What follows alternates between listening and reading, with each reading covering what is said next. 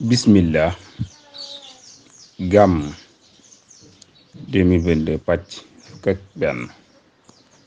sëriñ Tuuba nee na màggal juddu yonent bi sallallahu alayhi wa sallam ku ko woyefal itam lu màgg la fa yàlla, lu nu barkeel la, lu ñu wormaal la.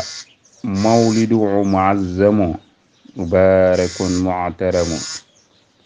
sëriñ Tuuba nee na képp ku yilif ay nit su bisu màggal juddu yonent bi sallallahu alayhi wa sallam dikkee jotee war nga ànd ak ñoom mbégte mi.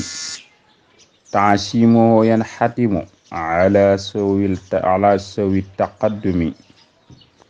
sëriñ Tuuba nee na màggal juddu yonent bi sallallahu alayhi wa sallam def ci lépp lu dëppoo ak sunna, moytu ci lépp lu xaraam, daf ñuy wommat ba aljana. taazimoo bi sunnati yaquduna lil jannati. sëriñ Tuuba nee na képp koo xam ni màggal nga guddik juddu yonent bi sallallahu alayhi wa sallam defe ko nu sell te yàlla rekk tax, danga yokk ci ay xéewal ba yëg ko.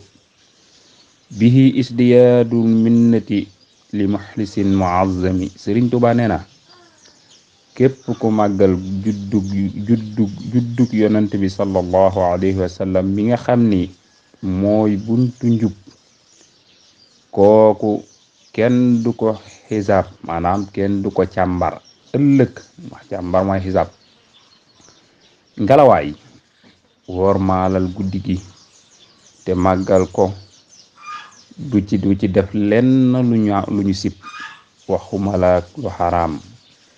faman yuazzim mawlida nabiyuna baabil huda fala yuasabu lxada faxtariman nuazzami.